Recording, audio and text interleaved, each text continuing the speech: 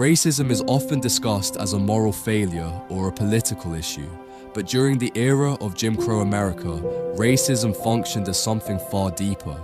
It was a psychological system, a structure of beliefs, fears, habits, and justifications that allowed an entire society to normalize cruelty while maintaining a sense of moral order.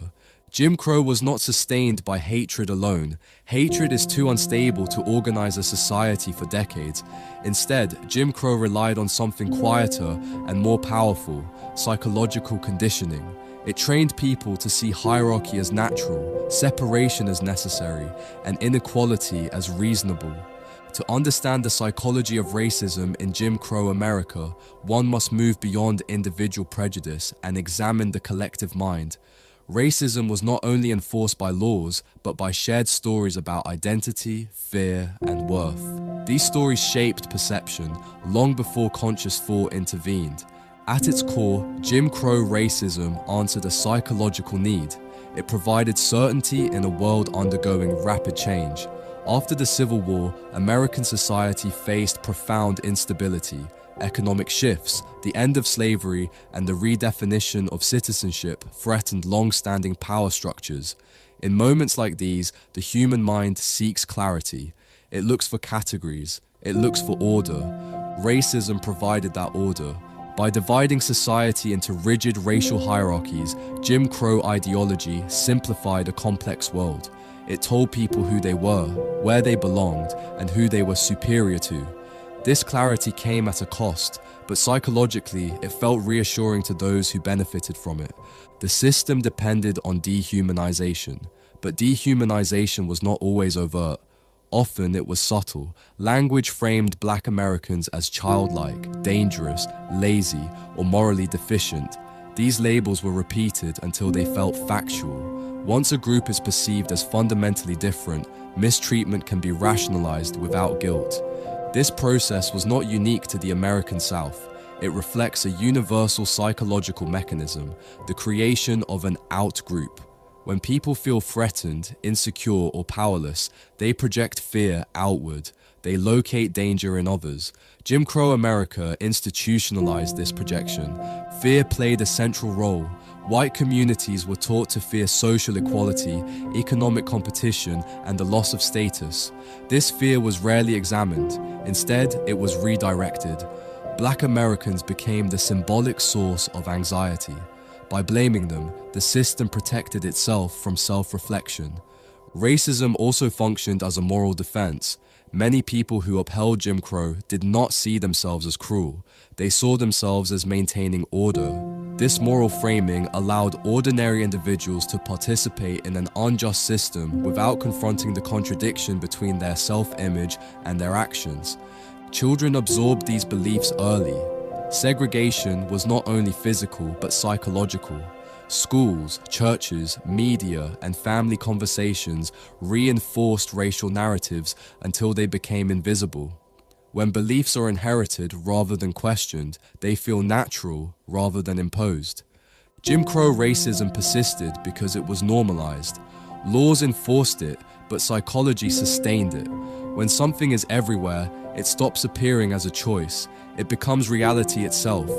Understanding this does not excuse the system, it exposes it. By examining the psychological foundations of Jim Crow, we see how fear, identity, and power can combine to produce cruelty without chaos, injustice without constant violence, and oppression without constant hatred. This is where the true danger lies. Not in overt malice alone, but in the quiet mechanisms that allow ordinary people to participate in harm while believing themselves to be reasonable, moral, and justified.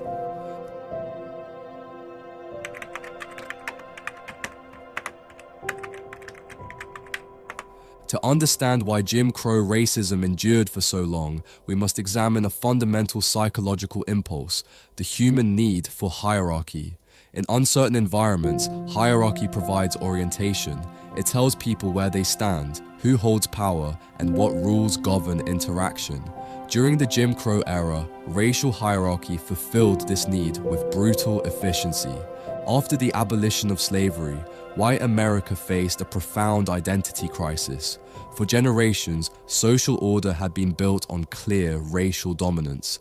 The sudden legal equality of formerly enslaved people destabilized not only economic arrangements, but psychological ones.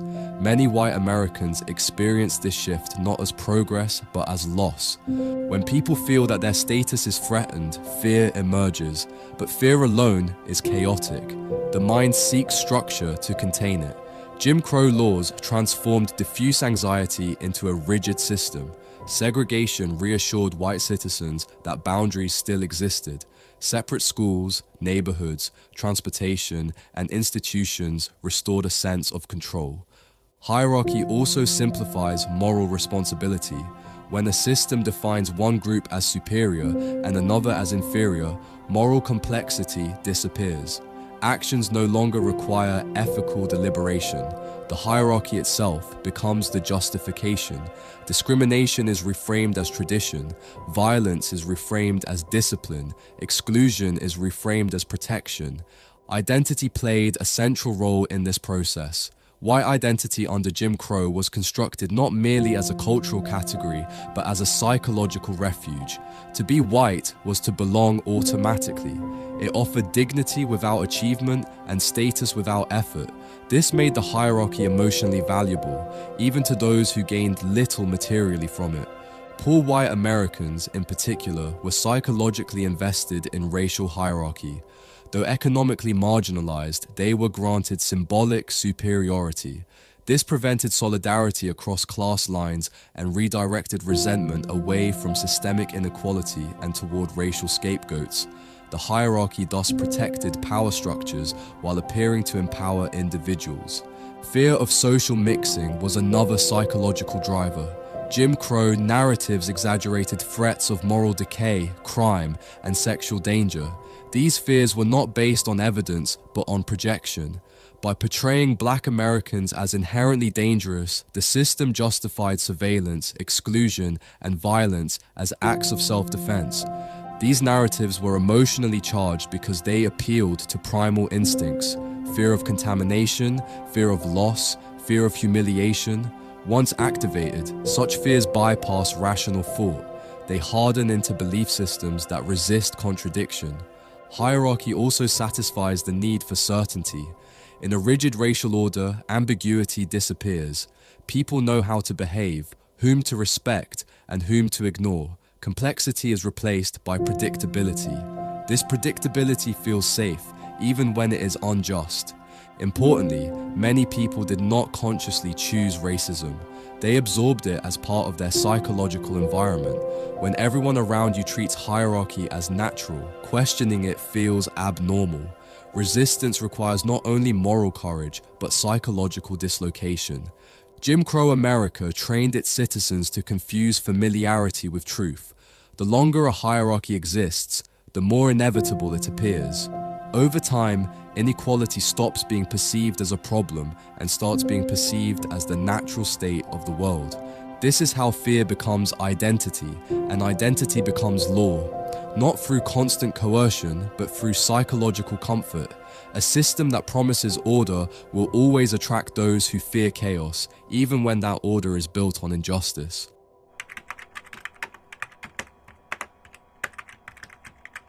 For a system like Jim Crow to survive, it could not rely on fear alone. It required something far more psychologically powerful: dehumanization. Dehumanization allows people to harm others without experiencing moral conflict. It strips individuals of complexity and replaces them with symbols, stereotypes, and abstractions. In Jim Crow America, Black people were not primarily seen as individuals. They were portrayed as categories. The mind finds it easier to mistreat a category than a person. When someone is reduced to a caricature, empathy shuts down. The psychological distance grows, and cruelty becomes easier to justify. This process was reinforced through constant social conditioning. Children learned racial roles before they learned moral reasoning. They absorbed cues from language, jokes, school books, advertisements, and everyday interactions. By the time they were capable of critical thought, the hierarchy already felt natural. Moral disengagement played a central role. People did not see themselves as immoral because the system provided ready-made justifications. Responsibility was diffused. Laws made discrimination feel official. Customs made it feel polite. Silence made it feel normal. Violence under Jim Crow was often framed as necessary rather than cruel. Punishment replaced accountability. Suffering was reframed as consequence. When harm is presented as deserved, the moral weight disappears. The perpetrator no longer feels like an aggressor, but like an enforcer of order. Language was a powerful tool in this process. Dehumanizing language removed individuality and replaced it with implication. It suggested inferiority without needing evidence. Once a group is defined as lesser, empathy is reclassified as weakness, and cruelty is reframed as realism. Segregation itself reinforced dehumanization. Separation prevents familiarity, and familiarity is the foundation of empathy. When groups do not interact as equals, imagination fills the gap. Fear and fantasy replace experience. Stereotypes flourish where understanding is absent. Social rituals further entrench this psychology. Everyday acts like stepping aside, lowering one's eyes, or using honorifics were not minor behaviors. They were psychological reinforcements of dominance and submission. Repetition turned inequality into muscle memory. Importantly, many participants did not experience themselves as hateful. They experienced themselves as normal. This is the most dangerous aspect of social conditioning. When injustice is normalized, resistance feels disruptive rather than ethical. The system also punished moral deviation. Those who questioned Jim Crow risked social exile, economic loss, or violence. This created a powerful incentive to conform. Over time, silence became a survival strategy, and silence itself became complicity. Moral disengagement was further reinforced by selective empathy. Compassion was reserved for those within the dominant group. Outside that boundary, suffering was minimized or ignored. This allowed people to maintain a self-image of kindness while participating in oppression. Psychologically, this creates fragmentation. People separate their moral identity from their social behavior. They learn to be ethical in private and indifferent in public. Over time, this division becomes invisible, and the individual no longer experiences inner conflict. Jim Crow did not require constant hatred to function. It required numbness. It required people to stop asking who was harmed, and instead ask whether rules were followed. Once obedience replaces conscience, injustice becomes efficient. This is how dehumanization sustains itself. Not through constant cruelty, but through quiet normalization. When no one feels responsible, everyone becomes responsible. Jim Crow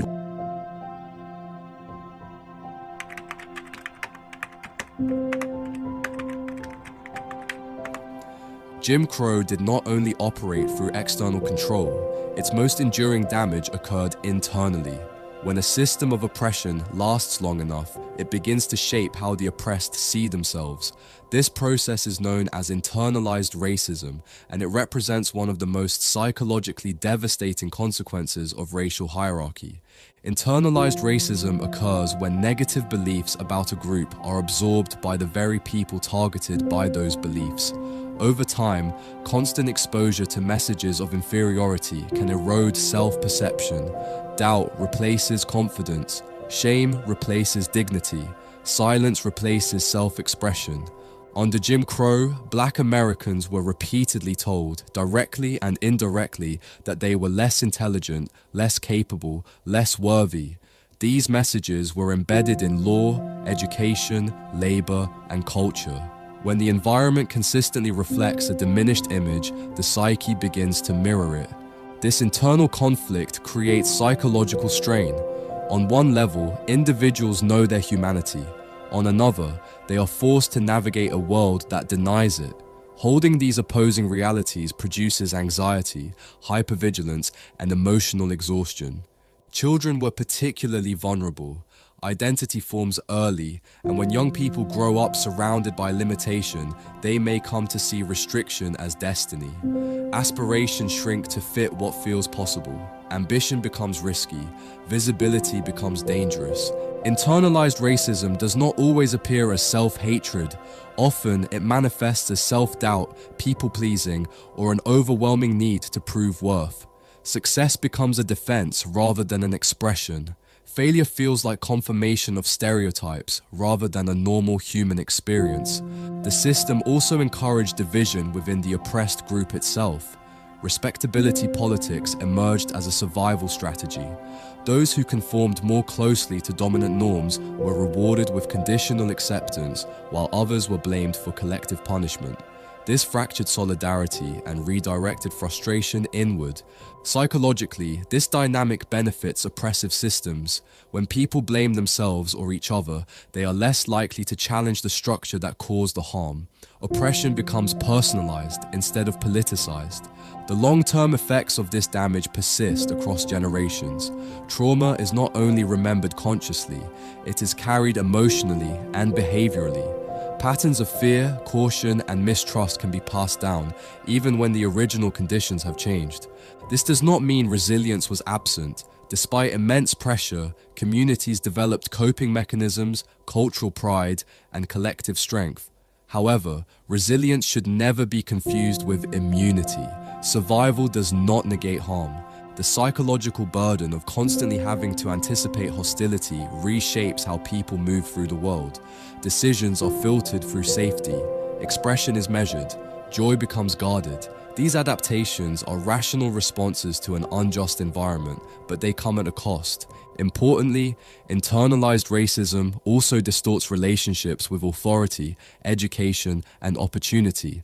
When systems consistently communicate exclusion, trust erodes. Engagement feels risky. Withdrawal becomes protective. Jim Crow's greatest psychological success was not domination through force alone, but through shaping belief. When people begin to question their own worth, the system no longer needs constant enforcement. Control becomes self-sustaining. Understanding this internal damage is essential. Without acknowledging how deeply oppression reaches into identity, society risks addressing symptoms while ignoring roots. Healing requires more than legal change. It requires psychological reckoning. The legacy of Jim Crow is not only written in history books, it is written in patterns of self-perception, confidence, and belonging that continue to echo long after the signs were removed.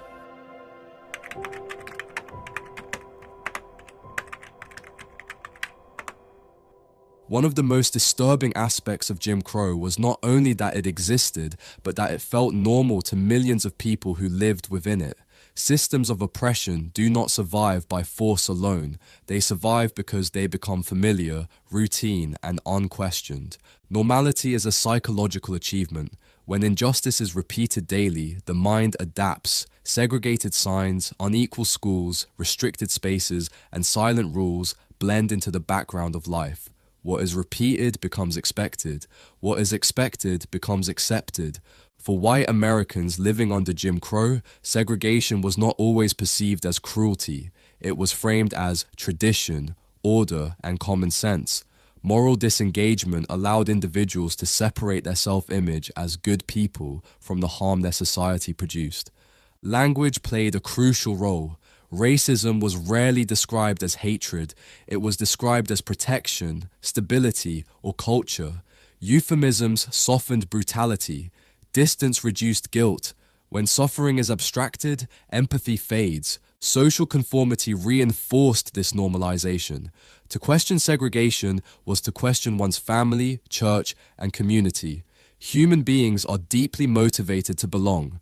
When morality conflicts with belonging, many choose belonging. For Black Americans, normalization took a different psychological form.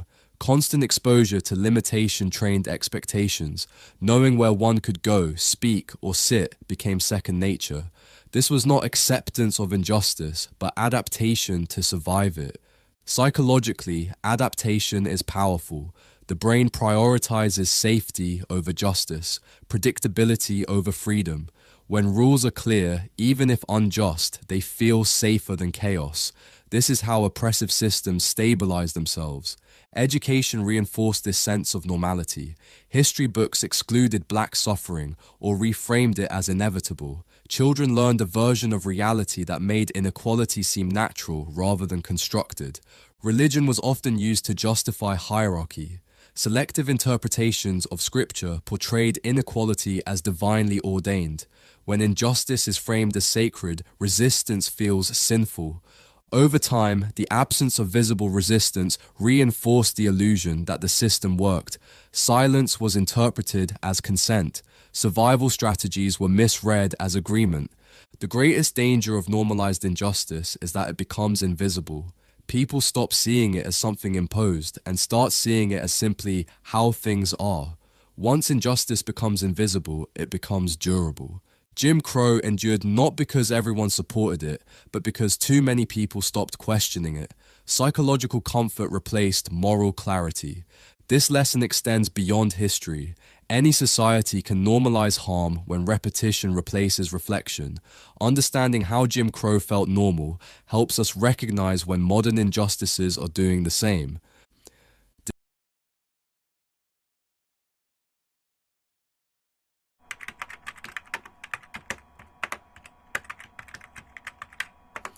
Despite its apparent stability, Jim Crow was never psychologically uncontested. Beneath the surface of compliance existed constant resistance, both visible and invisible. Resistance was not only political, it was psychological. Psychological resistance begins with refusal to internalize imposed identity. It appears in private dignity, cultural preservation, humor, music, and faith. These expressions affirmed humanity in a system designed to deny it. Collective identity became a shield. Community spaces provided safety where individuals could exist without constant self-monitoring. These environments allowed emotional restoration and reaffirmed worth. However, resistance also carries psychological cost. Living in opposition to a dominant system requires sustained emotional energy. Fear, grief, and anger coexist with courage. The body absorbs stress even when the mind resists. The breaking point came when private suffering became public consciousness. Images, testimonies, and undeniable evidence shattered the illusion of normality. When injustice is made visible, normalization collapses. Psychologically, witnessing violence against peaceful protesters forced moral confrontation. Denial became harder. Cognitive dissonance intensified. Society was forced to reconcile its self-image with its actions. For many Black Americans, collective resistance transformed fear into agency. Action restored a sense of control over fate. Marching, organizing, and speaking disrupted the internalized silence cultivated by Jim Crow. Importantly, resistance redefined identity. People were no longer merely surviving a system, they were confronting it. This shift from endurance to assertion marked psychological liberation. Yet liberation did not erase trauma. Even as laws changed, the psychological residue remained. Systems fall faster than the beliefs they imprint. The civil rights movement exposed a crucial truth. Dismantling external oppression without addressing internal damage leaves wounds unhealed. Justice requires both structural and psychological repair. Resistance showed that oppression is never total. Even under extreme constraint, the human psyche seeks dignity, meaning, and freedom. Jim Crow ended not when society became kind, but when injustice became impossible to ignore.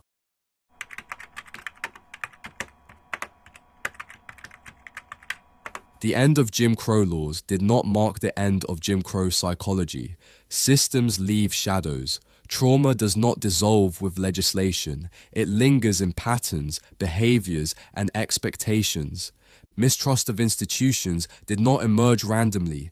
It was learned through generations of betrayal. When systems consistently fail to protect, skepticism becomes rational. Hypervigilance persists as an inherited survival strategy. Constant awareness of threat once ensured safety. In a new context, it may manifest as anxiety, guardedness, or emotional exhaustion. Economic and educational disparities are not simply material, they are psychological. Belief in possibility is shaped by historical access. Confidence is not evenly distributed when opportunity never was. Stereotypes created under Jim Crow continue to influence perception. Even when rejected consciously, they can operate unconsciously. Implicit bias is not a moral flaw, it is a historical imprint. Understanding this legacy is essential to avoid simplistic narratives. Present behavior cannot be separated from past conditioning. Healing requires acknowledgement, not denial. Importantly, recognizing psychological legacy does not mean assigning perpetual victimhood. It means recognizing the depth of the injury so recovery can be honest. Collective healing requires creating environments that restore trust, dignity, and agency. It requires rewriting internal narratives shaped by exclusion. Jim Crow reminds us that injustice is not only a political problem, it is a psychological one, and psychology outlasts policy. To move forward, societies must confront not only what they did, but what they taught people to believe about themselves and each other.